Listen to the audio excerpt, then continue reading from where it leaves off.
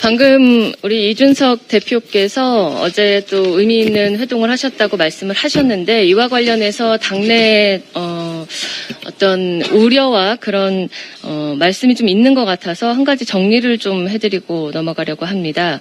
지난번 저희 최고위원회는 당내 대선 주자들에 대한 국회의원과 당협위원장, 당원 등의 자유로운 그 대선 캠프의 참여와 협력을 허용하기로 하였고 당원 당규상의 문제가 없다라는 사실을 확인하여 의결하였습니다.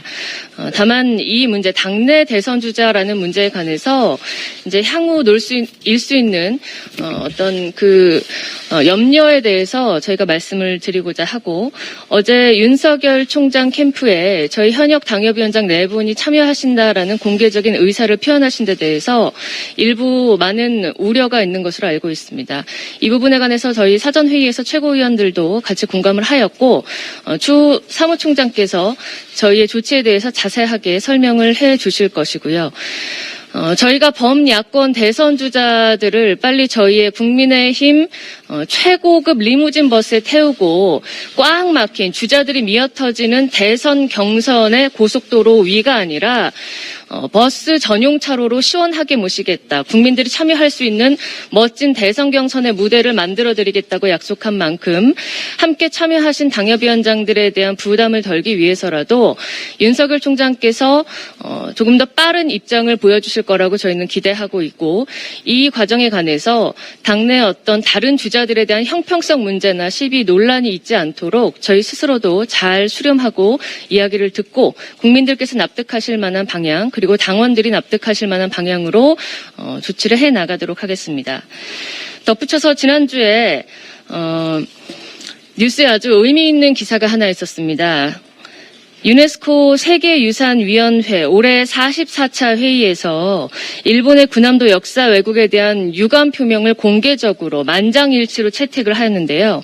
이 점은 저희 국민의힘, 제가 문화체육관광위원 상임위원으로서 지난해 9월 14일에 유네스코에 이런 서한을 보냈습니다.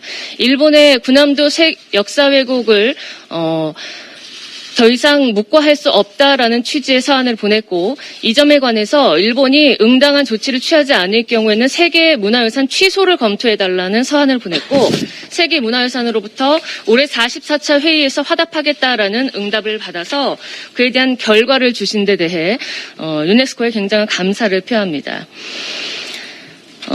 또한 저희 국민의힘은 당론으로 일본의 역사적 진실규명 이행 촉구를 위한 규탄 결의안을 발의하도록 지난주 금요일에 당론 채택을 했고 오늘 그 결과를 낼 생각입니다.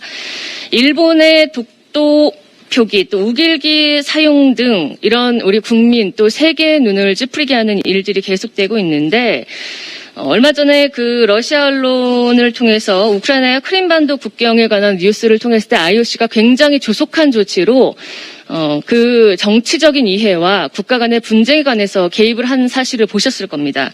그럼에도 불구하고 이런 군함도 문제 또는 독도 문제 같은 데에서 일본과 우리나라와의 어떤 그 관계에서만 IOC가 유난히 정치적 문제라고 해서 손을 빼고 있는 데 대해서 유감을 강력하게 표명하는 바이고요.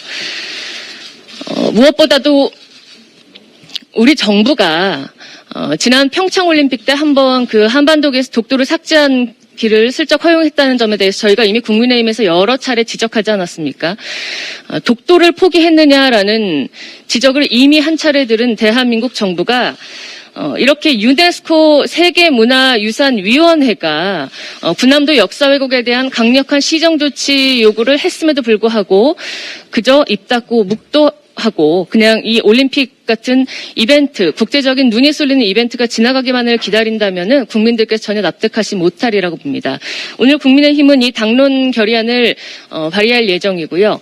대한민국 정부 그리고 우리 문화체육관광부의 황희 장관 그리고 외교부가 강력하게 나서서 이 문제에 대한 일본의 시정 조치를 촉구하기를 바랍니다. 이상입니다.